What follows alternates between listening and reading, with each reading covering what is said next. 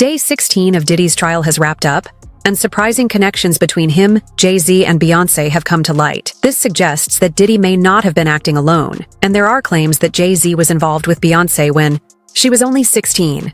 In addition, Diddy's former assistant testified that he behaved inappropriately and made serious threats. A security guard, previously paid to cover up sensitive recordings, has now stepped forward and shared details about what happened in Diddy's hotel room.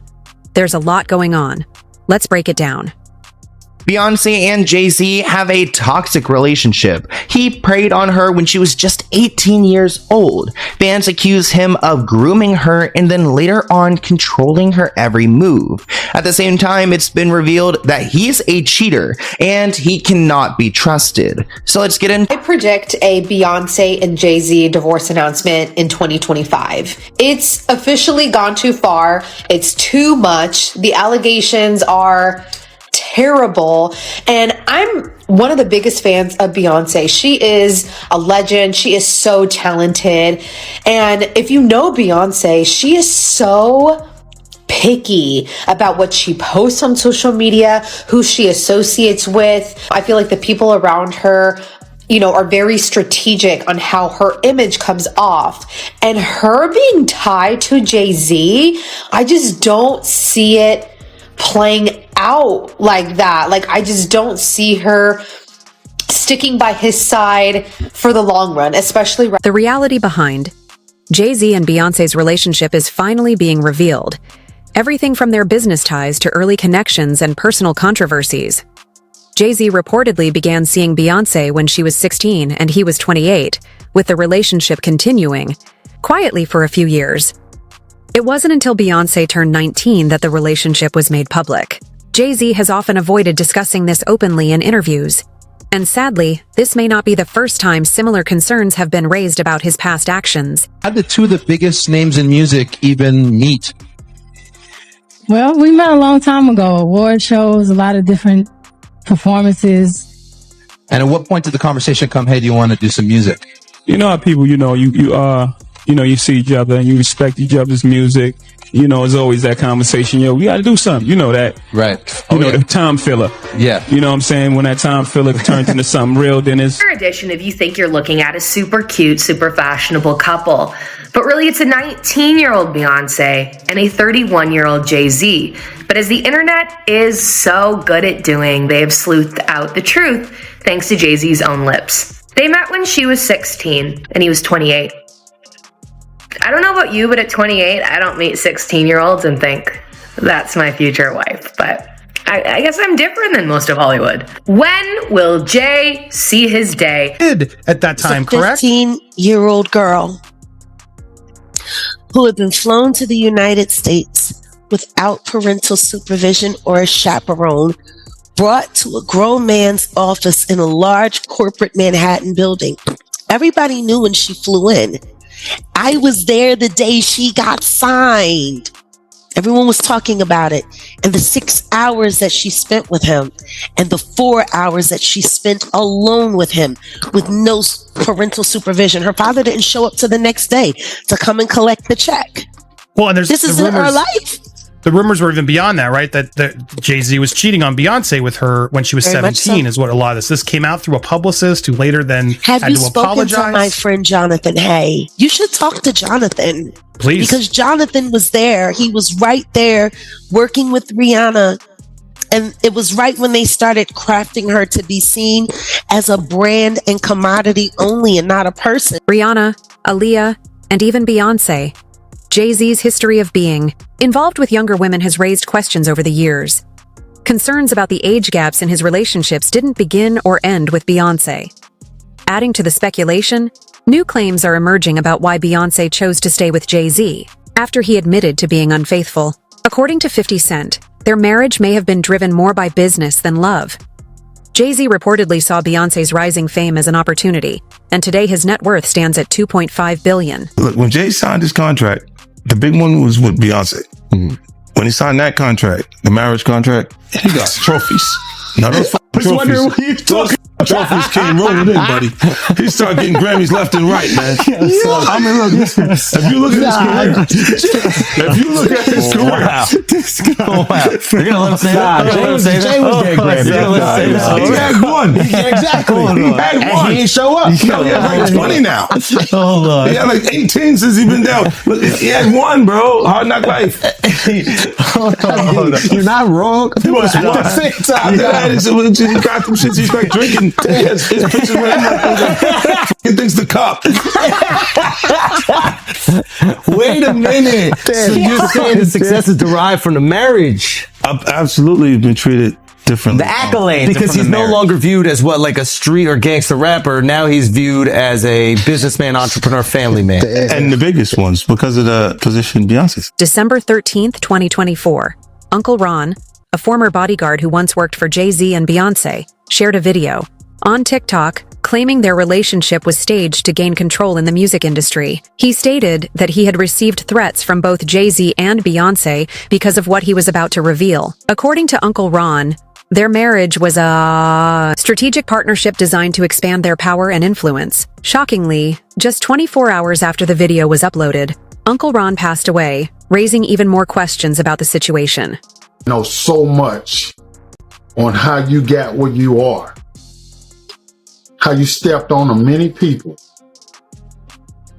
Beyonce, how you guys ended Carrie Hilson's career because she said something about you. That's how hateful you guys are. How you step on anybody to stay on the top. So remember, your relationship was a business relationship, financial, to get to the top, to become billionaires. There's no love there. See, what's done in the dark will definitely come in the light. Keep your threats up. I'm here today, and what I got to say, I'm gonna say it. So don't make idle threats to me. Cause say I ain't Biggie. Say I ain't Beanie Cigarettes. I ain't Freeway. How you wrote all them off the minute they did for you to get you to the top. All them writing for you, and then the minute you get a little taste of success, you wrote them off. You just totally said, I don't know him. Say you don't know me. I dare you. I dare you.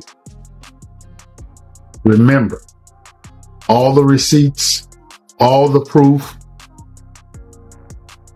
the old school footage, I still have it. See, hardly nobody knows, but I'll say it, man. Yeah, Beyonce's on drugs. She been on them for a long time, and you keep her that way. Y'all wish it what you wish it to stay on top. But there's one thing about me, bro. I can't be bought. This is Uncle Ron. Just like I know how you guys started, I can put my foot down and make it all go. As we take a closer look at their relationship, it becomes clear that not everything is as it seems. Jay-Z and Beyonce present the image of a loving couple, but the truth may be more complicated. Jay-Z and Diddy share similar reputations. And like Diddy, Jay-Z has faced serious accusations. In fact, Jay-Z pleaded guilty to third-degree assault after an incident involving Lance Rivera in December 1999. Around the same time, Diddy was also linked to a high-profile shooting case, further connecting the two figures. Star is busted. Jay-Z turned himself in tonight, and the cops started working on his rap sheet, accusing him of a stabbing at a trendy party. Kimberly Richardson is at Midtown South right now. Kimberly. Well, Rosanna, just a few hours ago, police here at Midtown South arrested Sean Carter, better known as Jay-Z. The rap star voluntarily turned himself in here at the precinct earlier this evening. Now, Carter is being held here in connection with that stabbing fight that erupted at the Kit Kat Club last night. But just a few moments ago, Carter's attorney had this to say. He's not involved in this, period. He was at the club? That's my only comment. He wasn't involved in this. So it was someone else that did the stabbing and the hitting? I didn't say that. I said he was not involved in it. Now, Slovis goes on to say that at no time was Jay-Z hiding from the police, that they were in touch with cops all day and that they're trying to resolve this as gentlemen. But as Mike Sheehan shows us, others say they've seen the dark side of Jay-Z.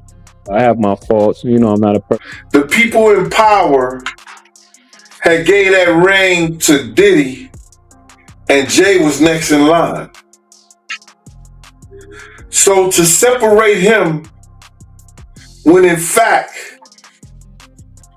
they may be two of the same, but because Jay-Z is low key,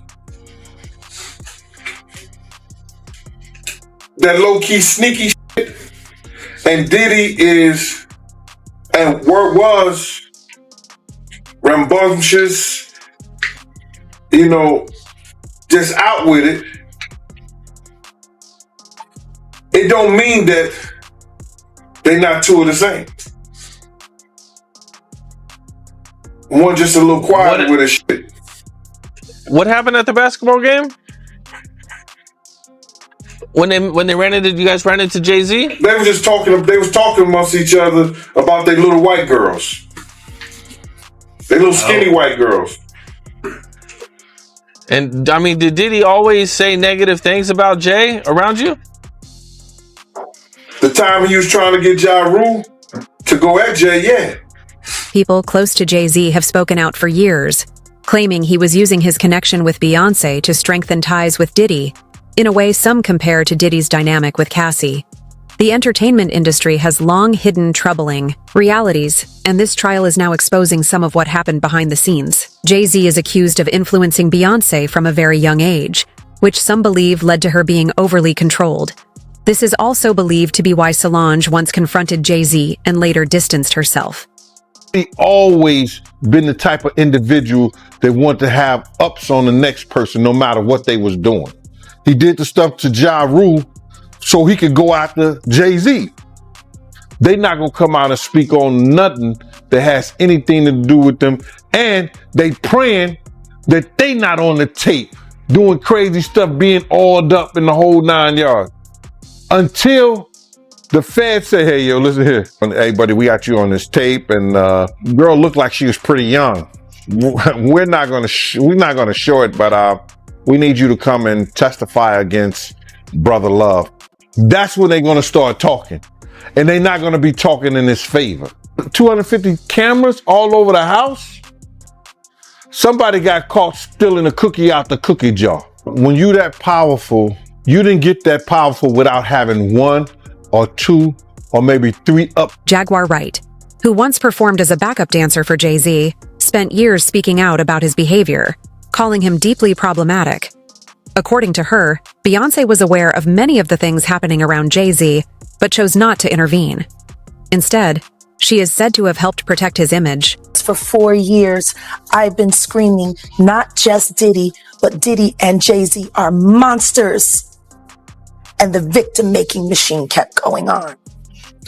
Jay-Z has been notable by his silence since these charges were brought against Diddy. Why do you think that is? Because that's what he does. He starts little fires everywhere, forces everyone involved to go and carry water while he sneaks away without a response. That changes now, Sean. You must respond. You have no choice. Harvey Weinstein, Jeffrey Epstein, Robert Kelly, Sean Combs have one person in common, professionally and privately. Sean Carter.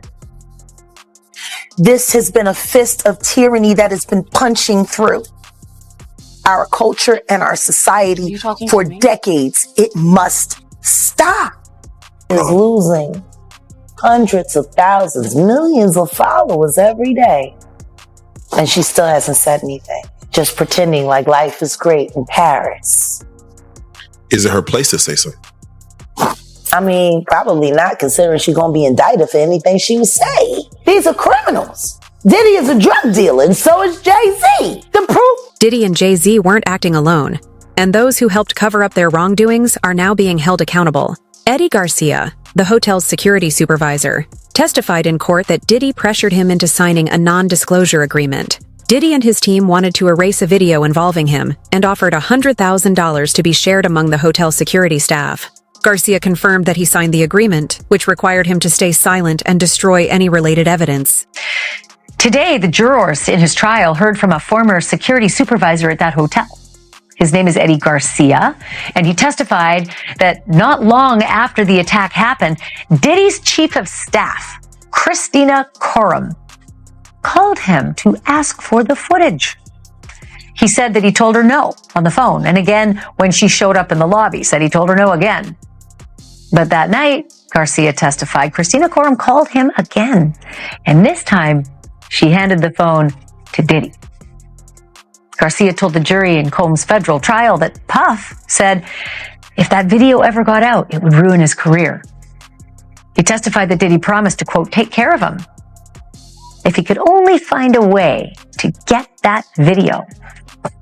And so, Eddie Garcia, who was promised immunity to tell the truth in court, reached out to his boss, who agreed to sell the video for $50,000.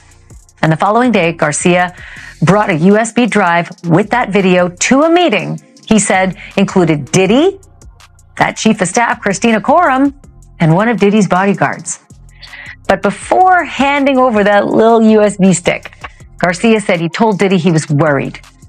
He was concerned he might be implicated in a crime if Cassie Ventura ever called the police and complained. At which point, according to Garcia, Diddy had a plan. FaceTimed Cassie and ordered her to, quote, tell him you wanted this too, Cassie. A freshly beaten up Cassie was there on the FaceTime wearing a hoodie and complied with Diddy's demand, Eddie testified. He then said he signed a contract swearing that no other copy of the video existed and swearing him to silence with $1 million penalty if he ever spoke of what he saw or of what he did, i.e. the payoff. In return, Garcia says he was handed a bag containing $100,000, double the amount that Garcia's boss had. Phone records of Diddy's conversations with Eddie have also been obtained by federal authorities, linking his chief of staff, Christian Courtroom, to the case. In a separate lawsuit filed by rapper Lil Rod in February, Courtroom was compared to Ghislaine Maxwell's role in the Jeffrey Epstein scandal, specifically described as the Ghislaine Maxwell, to Sean Combs' Jeffrey Epstein. Chief of Staff Christina Courtroom had evidence found in her phone that was seized. Today, we heard the testimony from Eddie Garcia, who was a security guard at the Intercontinental Hotel. And he said that Christina Courtroom and Diddy reached out to him multiple times to try to get possession of that video of Diddy beating Cassie Ventura, which he later claimed that him and his manager made this video disappear for Diddy and they were paid $100,000. After his bombshell testimony, the government said, I'm going to enter a stipulation into evidence. During a search at the Miami airport, law enforcement seized 2 cell phones from Christina Courtroom. And they are talking about when they rolled up on Diddy trying to get on his private jet when they were raiding the house in Miami and in LA. And after re-looking at all of those photos, I was able to confirm Christina Courtroom was with Diddy this day, and this is when they took both of her cell phones from her. Weirdly enough, this is the very last time that we would publicly see Christina Courtroom with Diddy, and before she would go ghost, deleting all of her social media accounts, even her LinkedIn. Now, the government is saying that there was evidence in one of these cell phones. There was 24 contacts, including one for Eddie My Angel. Eddie Garcia, the security guard, just had testified that Diddy kept calling him Eddie My Angel after he got the video for Diddy. And they were also able to confirm that it was Eddie's cell phone number that was attached to this name in this phone. And if you remember in his testimony, he said Christina Courtroom even called his personal number to try to get him to get this video. And there was another contact that said Eddie My Angel, friend Intercontinental. There was also a photo of the IDs on Christina Courtroom's device. In Eddie's testimony, he said that Diddy made them hand over their IDs before they signed the NDAs and got the $100,000. One of Cassie's friends, Brianna Bungalan, also testified that Sean Diddy Combs once dangled her off a 17th floor balcony and that she witnessed him throw things at Cassie. Brianna told the court she saw Cassie with bruises and injuries multiple times but felt powerless to act out of fear of Diddy. Diddy had convinced those around him that his political connections would protect him, and if anyone spoke up, the only person who would suffer would be Cassie. The victim is expected to testify here today that Sean Combs used lies, drugs, and threats to force her into freak-offs after the jury hears more from a different woman who claims Combs hoisted her over that balcony. This morning, a critical witness for the prosecution, a woman testifying under the pseudonym Jane, who prosecutors say began a secret relationship with Sean Combs in 2020 and spent years in hotel rooms for forced sex.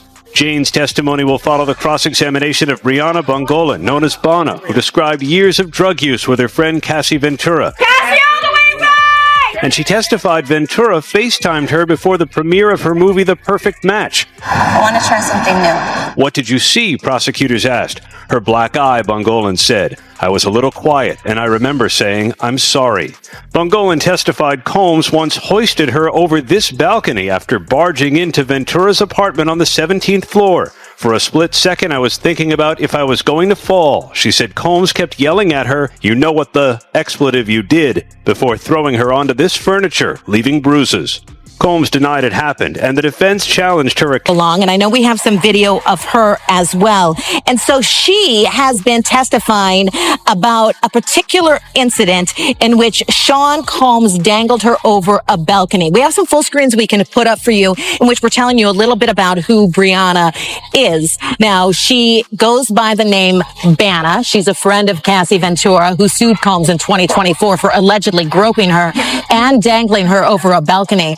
She testified about this incident. So Cassie Ventura testified about this particular incident, testifying under an immunity order granted by the judge. So yes, Brianna is under immunity here, immunity order. She got on the stand earlier and she invoked the fifth. So the big thing, the big takeaway from her testimony is about being dangled over the balcony. Defense counsel has really been trying to tear her testimony apart, attacking her credibility as well as inconsistent statements they're saying that she has made as to where exactly this dangling incident took place, saying that Cassie Ventura said it happened in a hotel, but you're up here on the stand saying it happened in an apartment, basically indicating that her and Cassie are colluding together just in order to get money from Combs, because Brianna has filed a $10 million. Other individuals have also testified in the trial, saying Diddy threatened them and warned he would release private tapes if they reported him to the Eye.